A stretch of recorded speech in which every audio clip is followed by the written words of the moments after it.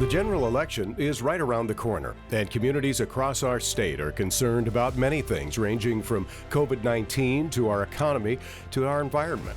Candidates from Benton and Franklin Counties are looking to represent the community they live in. Tonight's debate will feature candidates from the Franklin County Commissioner's 2nd District race, Superior Court Judge Position 1 race, and State Representative District 8 Position 1 race. Hear their thoughts about topics that matter to the Tri-Cities community. NWPB Vote 2020, in partnership with the League of Women Voters of Benton and Franklin Counties, presents the NWPB Vote 2020 Debate Series. Well, thank you very much to the League of Women Voters in Benton and Franklin Counties. I am Matt Lovelace with Northwest Public Broadcasting, and you're watching another NWPB Vote 2020 debate in our series of debates this election season. Tonight's debate looking at candidates for 3 different races. First, looking at candidates for Franklin County Commissioner District 2, Superior Court Judge Position 1, and District 8 State Representative. Now, the candidates are aware of the ground rules. I'll repeat them here so our viewers can understand tonight's process. We have a number of questions, many of them provided by the League of Women Voters. The order in which we begin is the order the candidates' names appear on the ballot. Now, the candidates will alternate opportunities to answer first. That candidate who speaks first will also be provided time for a short rebuttal period. Now, responses to questions are given a 90-second time limit, 30 seconds for those rebuttals, and all involved will be able to see the countdown clock. And beginning our coverage tonight in Franklin County on the commission for District 2, 2 challengers for an open seat on the commission. Let's meet our candidates. Starting with Rocky Mullen. Mr. Mullen and his wife are in the cattle business. They're also owning other businesses in Franklin County. Born and raised on a family farm north of Pasco, he attended Eastern Washington University. And Ana Ruiz Peralta, born in Guadalajara, Jalisco, raised her family in Pasco. She was an executive committee member for the Somos Pasco Economic Development Strategic Vision, also serving on the Washington State Commission of Hispanic Affairs. Mr. Mullen, Mrs. Ruiz Peralta, thank you very much for your time and joining us tonight for this debate. We do like to begin with some opening statements. Now, as I said, you'll have 90 seconds for a response. No rebuttals for these opening statements. We will begin that procedure in the questions that follow. But building off of the key question of this and any debate, what makes you the best candidate for this position? Mr. Mullen, we'd like to hear from you first.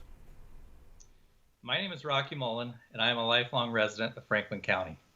Together with my wife, Tammy, we own and operate Dove Financial Services, an international factoring company.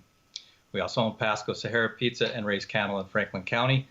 I have deep roots here, growing up on Block 1 in Franklin County on the family farm, which has been in operation since 1948 and is still in operation today. I know the value of hard work and the rewards that come with it. I bring over 35 years of business management experience with me. Business management skills in budgeting, sales projections, fiscal responsibility, and contract negotiations, all of which are vital to productive leadership that is necessary to properly lead the county and to make hard decisions that lie ahead. I know what it takes to get the job started, maintained, and completed. I have committed myself to attending the commissioners' meetings over the past 4 years in preparation for the job that lies ahead. Together with community involvement, desire, and a willingness to work hard, we can accomplish great achievements that will enhance our lives in Franklin County. I am prepared and ready for the challenge that lies ahead. I am the most qualified cabinet candidate in the race for Franklin County Commissioner District 2, and I am looking forward to being your next commissioner. Thank you. And thank you, Mr. Mullen and Mrs. Ruiz Peralta. Why do you think you are the best candidate for this position? Thank you to the League of Women Voters for organizing this important candidate forum. Do you remember the year of 2016? Our community was in crisis. Franklin County, Pasco, we were in crisis. We were a community divided. We had a painful officer-involved shooting. We had deep divisions within our community. But we were more than that. How do we bring people so that they could see who we are and change the narrative and perception of what people think of us? I created and co-founded an event. It's called Pasco Taco Crawl. This is a successful community economic development event that had brought thousands of people to our area and has also helped countless businesses. I am a convener, a bridge builder, a problem solver, and I have a proven track record of serving our community for over 10 years. From being the lead of the Pasco-Colima Friendship and Cooperation Agreement, who has brought two communities from two different countries to exchange the best of us, to being a commissioner in the Washington Commission of Hispanic Affairs, where I have listened to community stakeholders and learned about the issues affecting our communities and the legislative process. I am a board chair of Tri-Cities Community Health, where we manage a budget of over $30 million, and we also are able to listen to stakeholders. Ms. Ruiz-Peralta, thank you very much. And to both of you, let's get to some questions. These questions, again, provided by the League of Women Voters. Now, as I said, we're starting here with the order in which names appear on the ballot. Mr. Mullen, you'll begin, followed by Mrs. Ruiz-Peralta's response. Mr. Mullen, you'll then be given 30 seconds for a rebuttal. We will alternate that procedure moving forward. So, Mr. Mullen, first question. Do you think planning for growth between the county and the cities within the county could be improved? And if so, in what ways? Well, we definitely need to work together to find a common interest and common goals that are going to be beneficial for both the county and the city. So, yes, I do believe that we need to work together on this to find a solution that is both economical and physically responsible for the county. We have been experiencing a lot of growth, and we do need to plan carefully to make sure that we're not putting high traffic areas, next to our schools, and we just need to plan accordingly. And you do still have 40 seconds. Any more to add, Mr. Mullen? Well, like I said, I'm a lifelong resident here in Franklin County, so I've seen what's the growth that's taken place from everything on Road 68 on out to the county.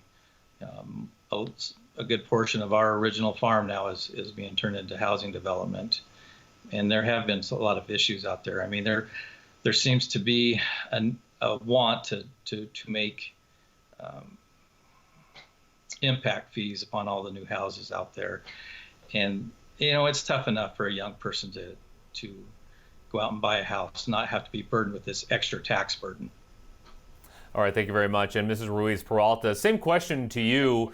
Well, the good news is that as an area, we have already come up with our strategic planning, our shared vision, or where do we want to be in the next 20 years. I was fortunate to be invited to be part of our economic development strategic plan, which is called Somos Pasco, or We Are Pasco, where we listen to the diverse community, the diverse voices in our community. We listen to stakeholders. We brought the school districts, the universities, the port, the city, the county was also part of it. And at the end, we came with a shared vision of where do we see Franklin County in the next 20 years. Nobody can plan or the growth that we have experienced in the last 20 years, it's unprecedented. So now planning so that we all know, share this collective vision, it's very important. We have this already. And there's everything as we are growing, we cannot just grow without a plan. We have a plan when we are developing. We need to also look at case by case. We need to talk to the farm owners, to the developers, to the different stakeholders again. So we have a plan, but as we're growing, if we need to be an inclusive board and commission on how do we grow. We cannot just grow alone. Thank you. And Mr. Mullen, do you have a response? 30 seconds for a rebuttal here. Well, we do have to consider all these factors when we do experience growth of this magnitude. And we need to find out how we can safely and efficiently get our agricultural products to market.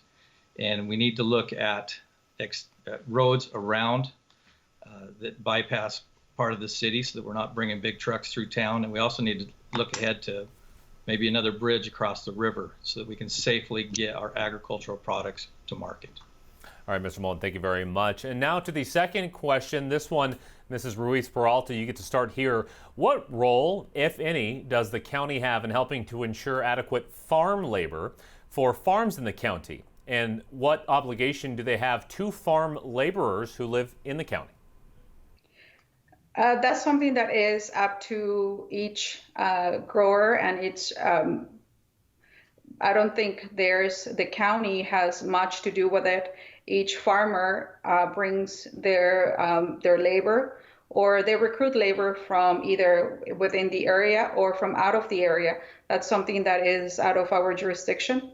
But what is in our jurisdiction is to make sure that the county provides safe roads, that provides roads that are usable, that provides also bridges, because we've heard, and also Mr. Mullen talked about that, and I've heard that from other farmers.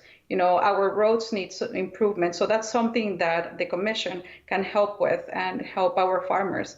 We cannot intervene on the labor that they have. That's something that is up to them to manage. But we can provide roads where they can get their product in and out safely of our area, and also bring their thoughts and input. What is it how we can help?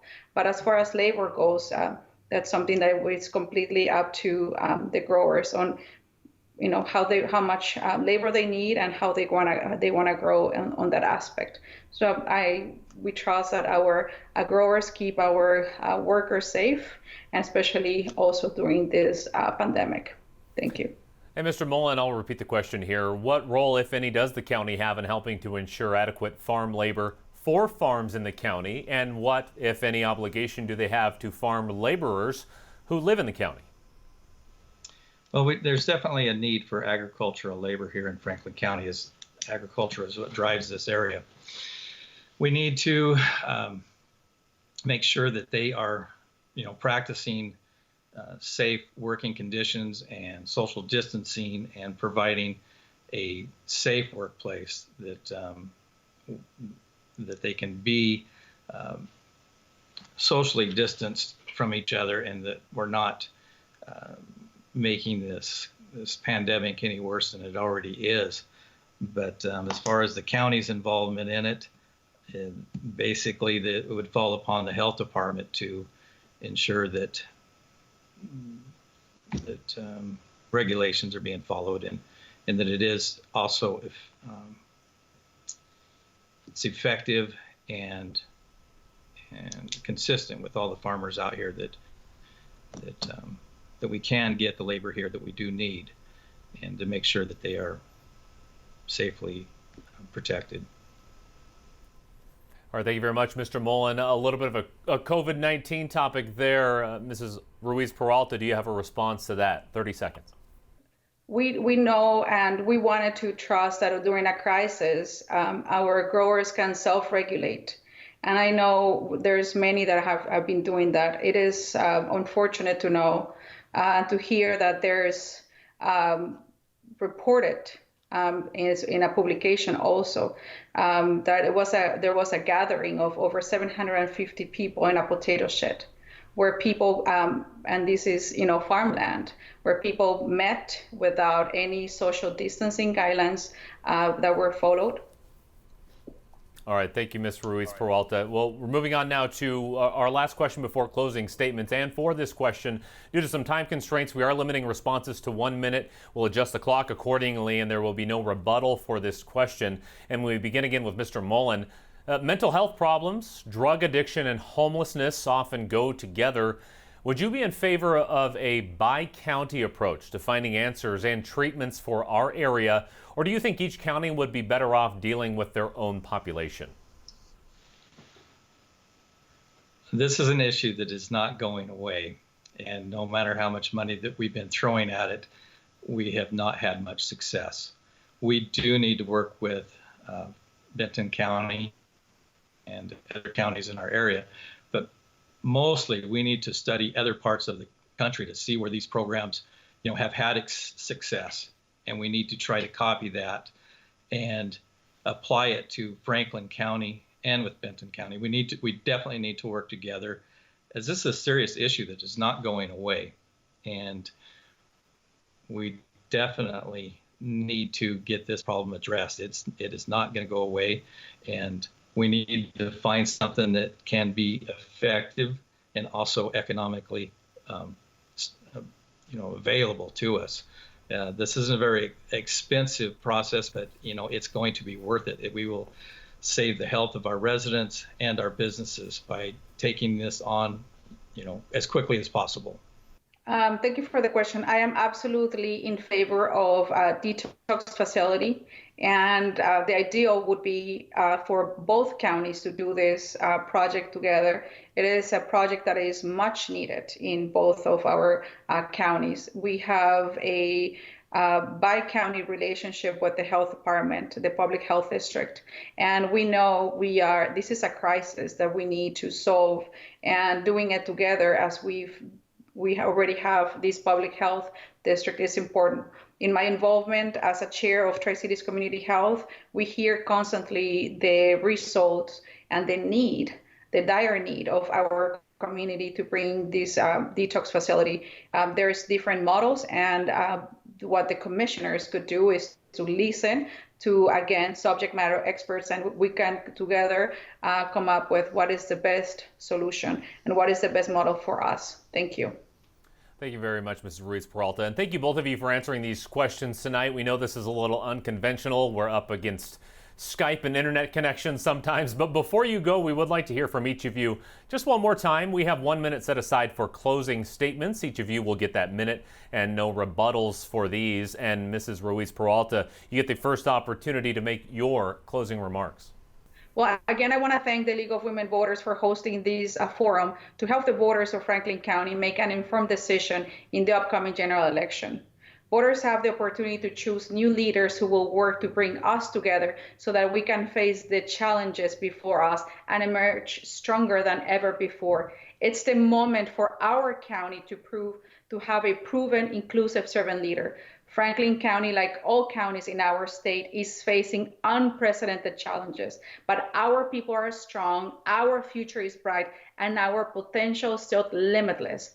Franklin County has a resilient spirit. We can overcome any challenge before us. I am Ana Ruiz-Peralta, and I ask for your vote in the November 3rd general election.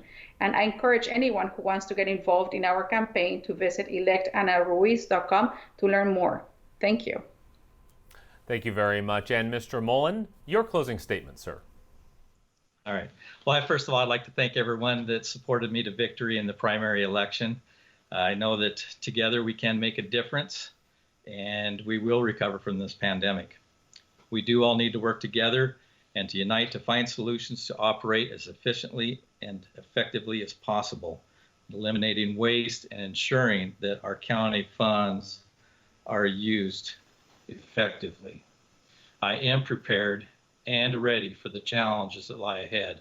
I am the most qualified candidate in the race for Franklin County Commissioner District 2, and I look forward to being your next commissioner. Thank you for your time and your support. Well, Rocky Mullen, Ana Ruiz-Peralta, both of you, thank you very much tonight. That does it for our look at the District 2 seat for the Franklin County Commission. Now let's turn our attention to the courtroom and the race for Benton Franklin Superior Court Judge, Position 1. Our candidates in that race, Dave Peterson and Sharon Brown. Mr. Peterson on the ballot after more than 20 years as a judge for Pasco Municipal Court, as well as Judge Pro Tem in Benton and Franklin County Superior and District Courts. A Kennewick native, he graduated from the Thurgood Marshall School of Law in Houston, Texas, before returning to the area as a Franklin County deputy prosecutor. Our other candidate, Sharon Brown. Mrs. Brown is seeking this seat following 8 years as a state senator for Tri-Cities District 8. She graduated from the Strauss Institute for Dispute Resolution at Pepperdine University School of Law. I want to thank Mr. Peterson and Mrs. Brown for connecting with us tonight. Now, we've gone over tonight's format, but before we get to some of the topics important to this position, we do allow a chance for our candidates to introduce themselves with the broader question, why do you think you are the best candidate for this position? Mr. Peterson, you're up first. Good evening and thank you. for this opportunity. I am Dave Peterson, and I am the best candidate to be your next Benton and Franklin County Superior Court judge. I am the only remaining candidate with the judicial and legal experience to handle the responsibility of Superior Court. Superior Court is our trial court. You need a judge who knows what a judge does. I am a 2012 graduate of the Washington State Judicial College, and I am the only remaining candidate with both legal experience or trial experience as a judge and a litigator. My extensive judicial and legal experience include having been a full-time judge, over 20 years of experience as a judge pro tem in Benton and Franklin County Superior and District Courts. In the last 23 years, I've been a prosecutor, criminal defense attorney, civil and family law litigator. I am a mediator and an arbitrator. In comparison, my opponent has no judicial experience and her legal experience is very limited. In addition to my legal experience, I am also the best candidate because I am vested in this community. I was born and raised here and am now raising a family. I served in the U.S. Army and an additional 6 years in the Army National Guard. After graduating from University of Washington and Thurgood Marshall School of Law, my wife and I returned to the Tri-Cities to begin our family. I'm a graduate of Leadership Tri-Cities Class 6, and I've been the mock trial coach for Tri-Cities Prep for 19 years. I have also been on the board of directors for the Ben Franklin Legal Aid Society for over a decade now. I am the best candidate for this position. Thank you. Thank you, Mr. Peterson. Mrs. Brown, same question to you. Why do you think you are the best candidate for the position? Thank you. And thank you for holding this conversation and inviting me to participate today. I look forward to talking with you about the issues important to the Benton Franklin Superior Court, my candidacy, and why I believe I am the best candidate for this position. As a business lawyer, a city council member, a mayor pro tem, and finally as a state senator for the past 8 years, I have developed a broad and unique skill set that would make me an outstanding judge and the best candidate in the race today. Firstly, one of the greatest obstacles to justice today comes when judges are unable to separate their own desires and biases from the fair administration of the law. As a state legislator, I've been creating, revising, and establishing policy to become law, so I understand the level of study, debate, and citizen input it requires to take a policy from an idea to a bill to a law. I have a respect for that process and believe judges should always consider the will of the people as expressed through their elected representatives and the laws that they pass. I am running for Benton Franklin Superior Court judge because I believe it is important that judges follow laws as written and not legislate from the bench. As a judge, I will always show respect for that process and how I interpret and apply the law. Additionally, as a trained mediator, I know how to be absolutely neutral and fair in resolving disputes. Only by having fair, ethical judges who follow the law as written can public confidence in the court and its ability to guarantee justice be achieved. Well, thank you very much. Thank you both. We begin the question and rebuttal portion of the debate. Mr. Peterson, you'll begin. Now, a reminder, our order is simply determined by the order in which our candidates appear on the ballot. And also, the first question is a bit broad, and a lot of people have an opinion on it, but our hope is to hear what our priorities are here as a potential judge. If you could change anything about our justice system, what might that be? Mr. Peterson. Thank you. If I could change anything, I think we have the best system out there, but it needs help. It needs help on many different levels. Currently, one of the major pressing issues is that people don't feel that they receive justice. If everybody does not have access to justice, justice is not equal, and we have to have equal justice. We have segments of our population who don't have access to courts because they're financially unable, and we have segments of our population that don't have access to courts because they feel that systemic prejudices preclude them from having access or justice when they do try to have access. Those need to be addressed. I feel that our system it's not supported by the confidence of the people. And it is our duty as ambassadors of the judicial system, as judges, to do what we can to strive to improve the view that society, that our community has of the system. Everybody has to have a fair shake. Everybody has to feel as if they have a fair shake. And it's only through transparency and training and education that we can make it that everybody feels that way. Thank you. Mr. Peterson, thank you. And Mrs. Brown, that question turns to you now. If you could change anything about our current justice system, what might that be?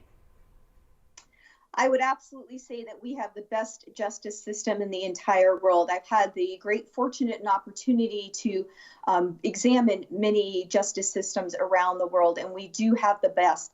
That doesn't mean that there isn't room for improvement. There's always room for improvement.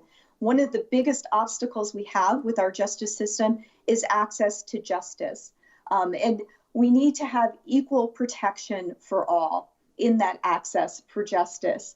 One of the ways that I think we can achieve that access to justice is through community engagement.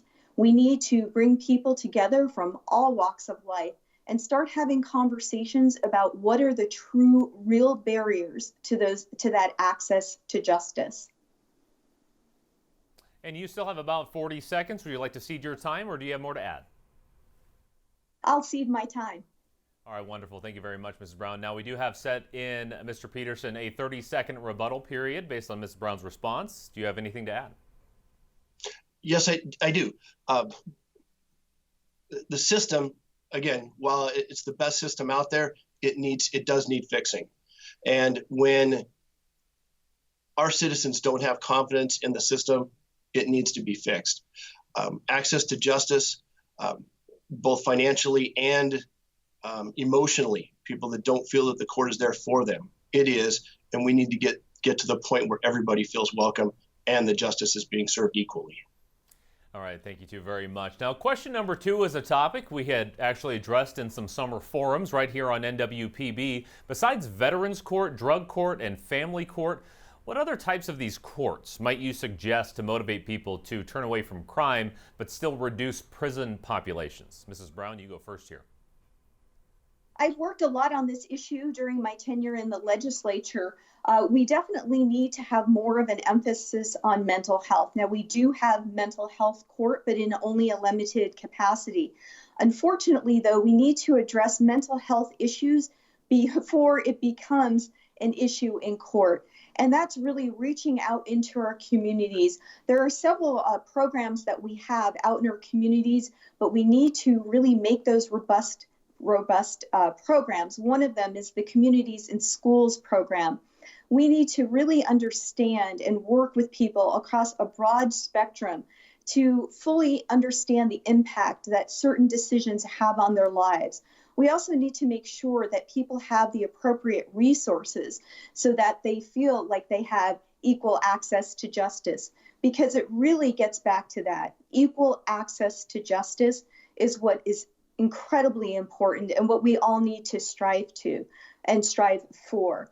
As you mentioned, we do have veterans, drug, and family courts. We definitely need to add components and expand on all of those courts, add components into the mental health courts, and also help to provide support systems for kids at a way younger age than when they're getting addressed. There are so many issues out there in society today that neither my opponent nor myself had to deal with, and we really need to provide support at a young age for kids. Thank you very much. And Mr. Peterson, I'll repeat the question here. Besides Veterans Court, Drug Court, Family Court, what other types of courts might you suggest to motivate people to turn away from crime and reduce those prison populations? I am a huge advocate of those therapeutic courts, addressing the problems as opposed to just punishing the problems. Society will save money and help people. Everybody benefits when we do that. We need to expand, besides the current programs that we have, drug court, veterans court, mental health court, they need to be expanded. Mental health issues are plaguing us. And until we address the problems, these courts have the ability to supervise. Now, if it's not a therapeutic court, but we have the ability to supervise like a therapeutic court, and at the juvenile court level, I agree, we have to reach out to these problems earlier on before they become criminal conduct. Community outreach programs is the way to do that. Once they enter the criminal system, whether it's juvenile or it's adult court, these therapeutic courts that work on fixing the core problem are essential to keeping people from reoffending, and essential for getting them to be productive members of society, and essential for protecting the rest of us from those that don't receive treatment. It is much more beneficial to treat these underlying problems through outreach and through therapeutic courts than it is to just brush them into a jail cell. Thank you very much. And Mrs. Brown, you do have a chance at a 30-second response. It's absolutely critically important that we address issues early on. In the legislature, I had an opportunity to sponsor a Smart on Crime bill because I really believe in these therapeutic courts. I believe in providing people with alternative pathways. And that's why it's so critically important to make sure that we have the resources available and allocated for these different court systems. Again, reaching down into our youngest children, our littles, that's where we need to put a lot of our resources. The overarching goal should be for children to understand that there is a pathway forward and it doesn't have to involve criminality. All right, thank you very much. Now for this third and final question, there will be no rebuttal and your answers are limited to 1 minute. But a great question here, I thought, from the League of Women Voters, and it applies to all registered voters out there. What might you tell a person who was reluctant to serve on a jury that would persuade them that it would be a positive experience? Mr. Peterson. I encourage everybody to serve on a jury if they can. And I have this conversation with people all the time. As a former judge and having been an attorney for 23 years, I get asked this question all the time. How do I get out of it? You don't. You do it, and you'll enjoy it. And while you may miss school or miss work, you are having an opportunity to shape somebody's future. You're having an opportunity to be part of the system from the inside. I've spoke to many people, countless people that have served on jury duty, and nobody has said they didn't enjoy it or they didn't take something away from it that made them a different person. As a judge, I would always meet with the jury after jury trials and ask them, how was your experience? Everything from, was your seat cushion fine, to did the lawyers present in a way that you found to be beneficial? I always encourage, do it, you will enjoy it.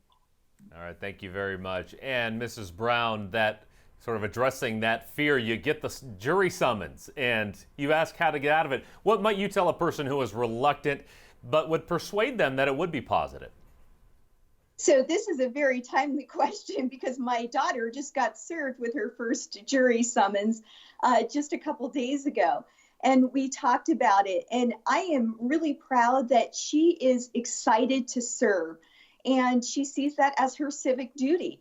And that's really what it's all about, having juries that comprise that look like our population. That's what we really need to strive for. Juries should look like the broad spectrum that make up our entire communities.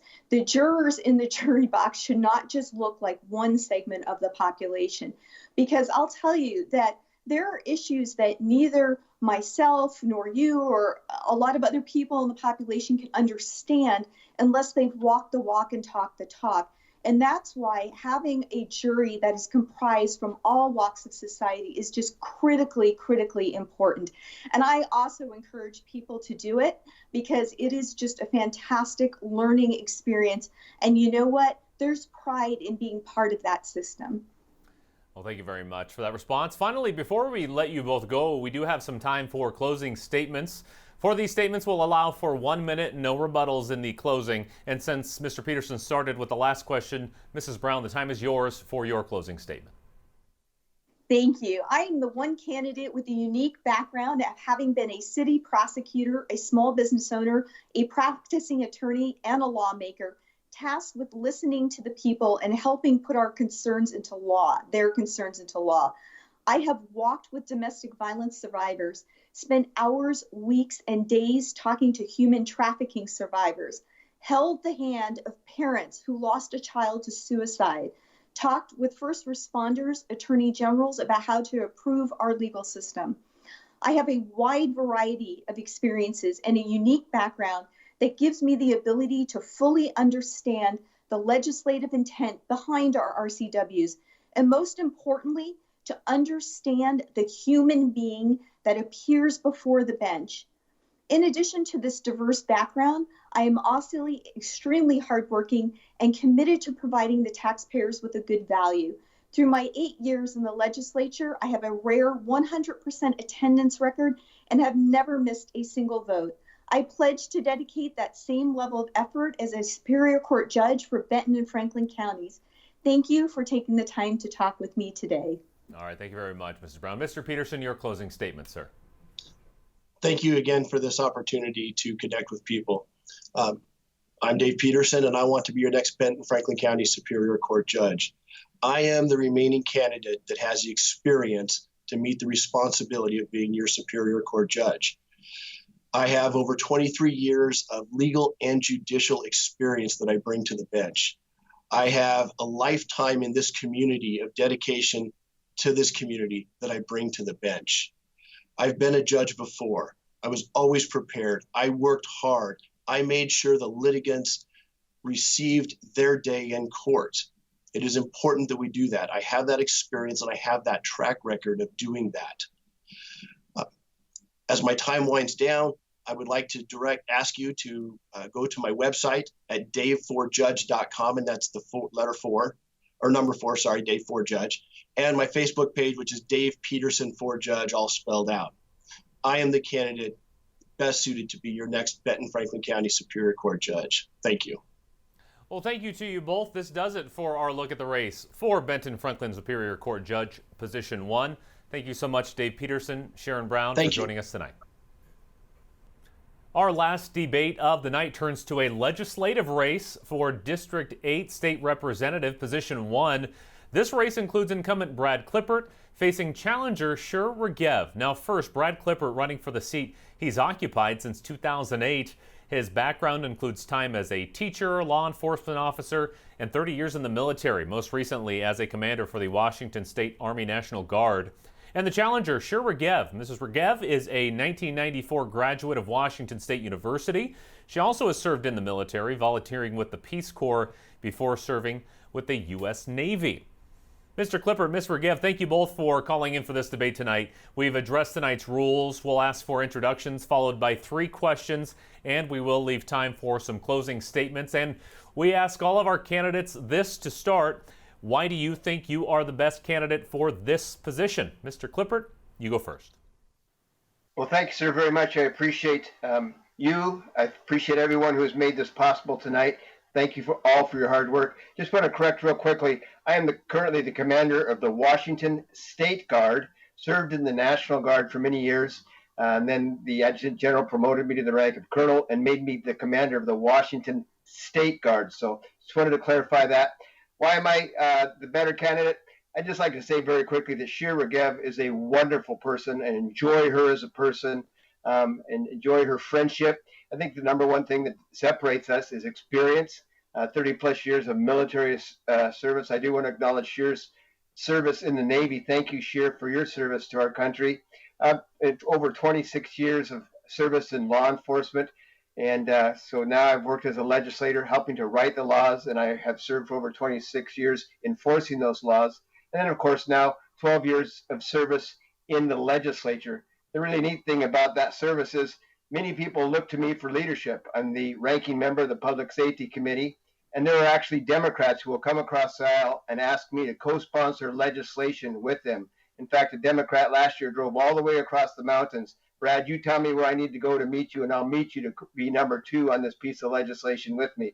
So I think I've earned the respect of not only my Republican colleagues, but also the members across the aisle as we work together in the best interests of Washington State. So I would say experience would be the number one thing that separates the two of us. Mr. Klippert, and apologies for that. Thank you for that clarification on your service. And Ms. Regev, the question now turns to you.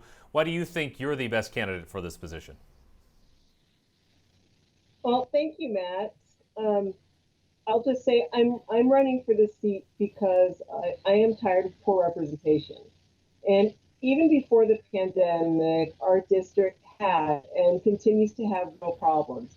Over half of our residents are paying so much towards their housing costs that they're really only 1 or 2 paychecks away one or two unexpected bills away from being bankrupt, and over 20% of our district is food insecure. So then the question is, with all of his experience, what has Representative Clifford been doing to address the issues? And from what I can tell, nothing particularly useful.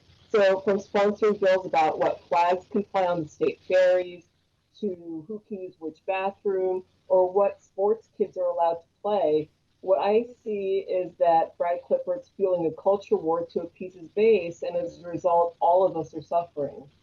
And on top of that, since being elected, Mr. Clifford's been advocating rather vociferously for the creation of Liberty State. So then the question is, if you don't believe in Washington State, how can you be an effective Washington State representative? And to me, the answer is that you can't. So you already mentioned I'm a former Peace Corps volunteer. I served in the Navy. I know what it is like to work with people who are not like me. And already I am forging relationships with other legislators in Olympia so that I can work for you starting November 4th. So what makes me the better candidate? I actually want to work for you and represent you. Thank you, Ms. Regava. Now we get to our questions, these posed by the League of Women Voters of Benton and Franklin Counties. And our first topic is money. Washington's Budget Stabilization Fund, also known as the Rainy Day Fund, currently bigger than it was prior to the 2008 recession, but it is smaller than a year ago. How important is this fund when looking toward the upcoming biennium and the creation of the next budget? Mr. Clifford, you go first. Well, the Rainy Day Fund is absolutely, positively very, very important. And it's something that cannot be dipped into unless we really absolutely positively need it, because we've seen the wildfires that we've had this year. We've had the COVID-19 epidemic and many other needs for those services. And Sharon mentioned some of them in her opening statements. There are people out there who need help from their government at this time.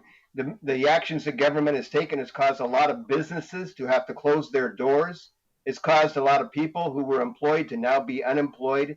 So it's very, very important that we protect that rainy day fund. And it's very, very important that we get those small businesses open again, that we get people back to work, because when we get those small businesses open and those people back to work, that will help to fix the revenue problem we're experiencing right now. Because America, Washington State citizens are innovators, they're hardworking people, they create revenue for this state. So I strongly want to see our small businesses reopened. I want to see people back to work, because right now people are having to make a choice. Do I stay home and help educate my children, or I go to work and help support my family? That's a choice they should not have to make. So let's get people back to work. Let's get those small businesses open again. Let's use free enterprise, free market, and what America does best to bring back the revenue that we had beforehand, so that we can, in fact, build up that rainy day fund and support the budget we need this next biennium. Thank you, Mr. Clifford and Ms. Regav. I'll repeat the question. Washington's Stabilization Fund, also known as the Rainy Day Fund, bigger than it was prior to 2008's recession, but smaller than a year ago. To you, how important is this fund when looking at the creation of the next budget? I believe it's critical. And what's so interesting to me that this question comes up is, for years, I've been going to the town hall that Representative Clifford and Representative Taylor, now Banky, and Senator Brown put on for the community. And invariably, every single time, somebody brings up the question of car tabs. And the argument's always been, we shouldn't pay so much for car tabs because we have all of this money in the rainy day fund. So clearly we have it to spend. But it's called a rainy day fund because you need it for an emergency. And if ever there was a rainy day in the state of Washington, I think that 2020 qualifies.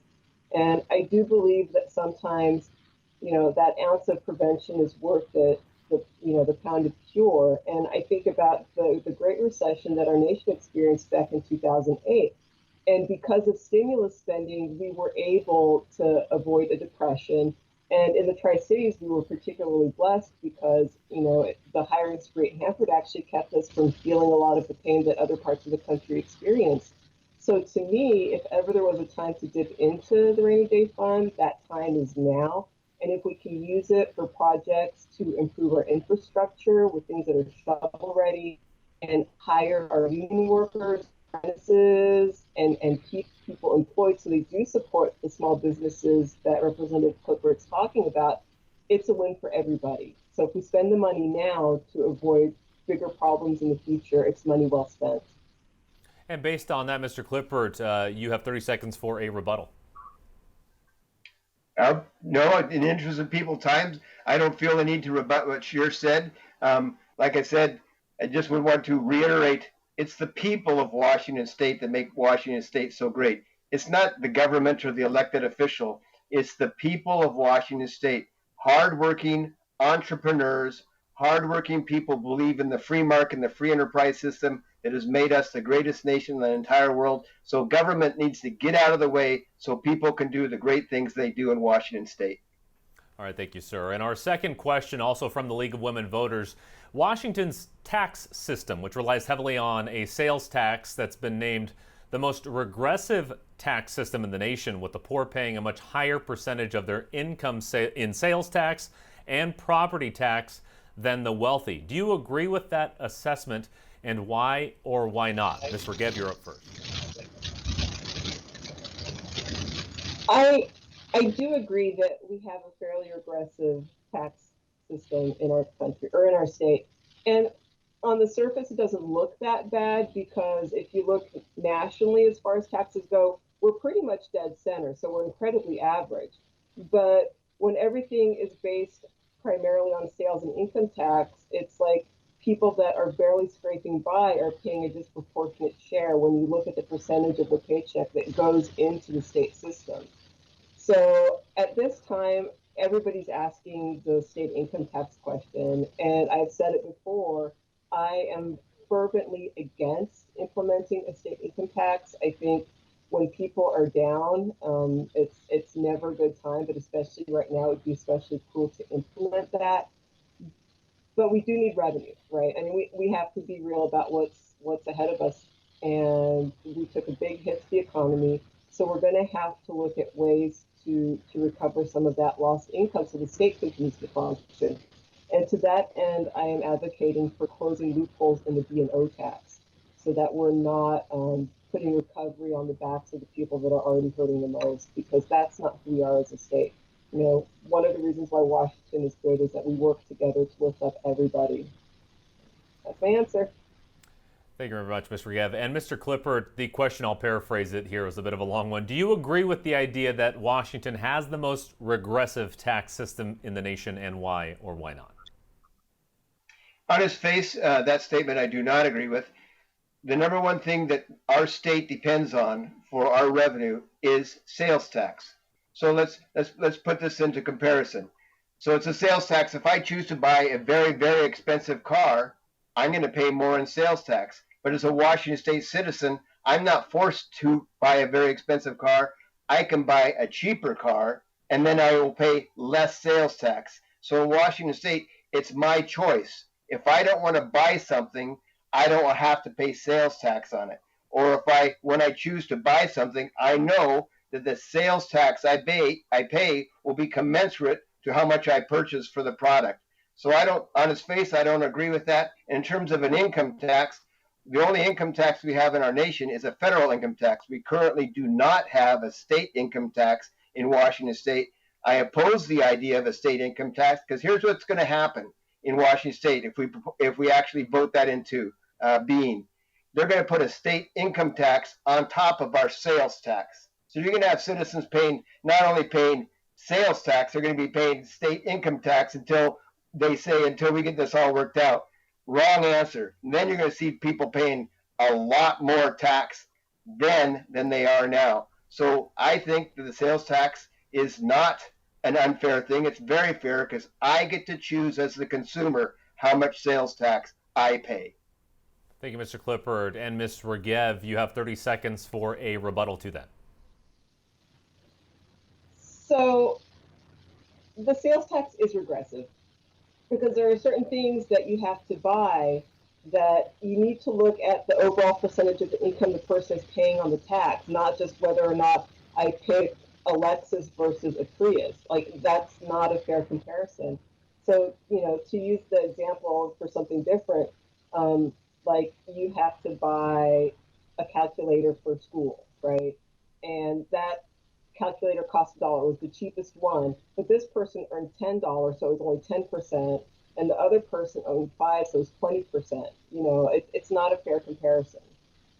All right, well, we're moving on in our program now, and our final question will not have a rebuttal here. And time for our candidates down to just 1 minute for a response, kind of a lightning round. So this question, amid a fire season that's really devastated the West Coast, do you believe that climate change contributed to the severity of the fires in the West this year, including Washington? And based on your answer, what can be done to help reduce such devastation in the years ahead? Mr. Clippert, 1 minute for your answer. So we had a very hot summer this year, and do I believe that there's an overall climate change around this world that caused that? No, what I believe what caused our fires is either lightning or humans caused those fires. If we better manage our forests, which is very capable to do, if you'll drive up White Pass, you'll get to a point in White Pass, and if you look to the left and the right, you can see on the northwest side of the roadway where they have cleared away the forest, and it's very well managed. If you look to the southeast side, they have not cleared away the forest undergrowth. It's poorly managed, and that's a perfect place for a wildland fire. So we, as the government, can work with the private sector to better manage our forests, and through better management, we will stop wildfires. We can have controlled burns that prevent the wildfires, and through better forest management, that's how we'll stop these catastrophes. Mr. Clippert, thank you very much. And Ms. Regev, do you believe that climate change contributed to the severity of the fires in the West? And based on that answer, what can be done to help reduce the devastation in years ahead? I absolutely believe that climate change has contributed to the severity of the fires in the West. In California, they talked about this unprecedented cell of lightning strikes that started so many of the different fires, and it's not something we've seen before. So obviously there's something that's changing. And let's take the forest out of the equation. I mean, let's look at our own district. Even though we are in shrub step, we've seen this climate change for ourselves. Like, how many weeks in the winter are we stuck with the air inversion that we don't even see the sun anymore? And I don't know why climate change is such a frightening topic for some people, because I see an opportunity. We have an opportunity to work with the manufacturing sector to create more green jobs, to build the solar cells, to build the wind towers. There is everything to be gained from admitting that climate change is an issue and working to solve it. Thank you, Ms. Regev, and thank you both. Now, your time's not up yet. We're not going to let you go. We would like to leave you some time for a closing statement. That closing statement does have a 1 minute time limit. So Mr. Clippert answered the last question first. So Ms. Regev, your time now for a closing statement. Thank you. I just want to say we do not exist in a bubble. And what's happening globally and nationally affects us very deeply at the local level. During this pandemic, we need a leader who listens to science. In a time of social unrest, we need a leader who will work for all of us instead of dividing us to appease a base. When the other Washington is poised to take away a woman's right to choose and also set the nation back over 50 years in a march towards a more just and equitable society, we need leadership in Olympia committed to our Washington so that we don't slide backwards with them. We need a leader who looks to the future and sees possibilities instead of the leader who clings to the past. I am that leader. I believe in our amazing district and in our great state. Together, we will get through this because together we are Washington. Please honor me with your vote this November 3rd. To learn more, to donate, or to volunteer, please visit atthetablewithsheer.com. Thank you, Ms. Regev. And Mr. Clippert, your closing statement. Thank you, sir. Once again, thank you to everyone who helped make this possible tonight. In the last several months, there's been a lot of bashing of the United States of America by citizens who actually live in and are blessed to live in this land. I just want to say that I am very, very proud to be an American. I'm very proud of and very thankful for all of our first responders. Very proud of and thankful for my fellow brother and sister law enforcement officers. Very proud of and thankful for the men and women who have served in our military all around this globe and provided for the freedoms I enjoy each and every day. When I hear the national anthem, I stand proudly and I either salute the flag or I put my hand over my heart. Today we see professional athletes kneel during the national anthem. I do not support that idea. I am proud to be an American. I am proud of the American citizens who have made this country the great country that it is. God bless you. God bless America. Well, Mr. Clippert, Ms. Regev, we really appreciate you calling in and taking part in this debate tonight. Thank you very much for your thoughtful responses, and best of luck to you both.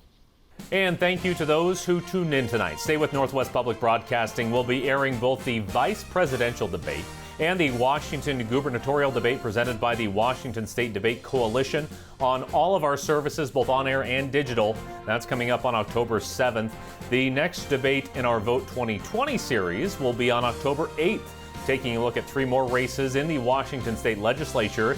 That's Legislative District 16, Position 1 and Position 2, and Legislative District 16 State Senator. And of course, you can find all of our previous debates on our website, nwpb.org/vote2020, or on our YouTube channel. And don't forget, Election Day is Tuesday, November 3rd. There is still time to register. The state suggests mail-in voters should give up to 8 days before Election Day. That would be October 26 to register. Ballots must be postmarked on Election Day, though the USPS is recommending you submit your ballot a week before to ensure faster results. You can find information about ballot drop box locations at the Secretary of State's office's website. And just a reminder, you can watch the replay of this debate on our website, nwpb.org/vote2020. You can also watch the Washington State Treasurer's debate there, as well as the Franklin and Benton Commission races we did not cover tonight. For all of us at NWPB, thanks for watching. Have a good night.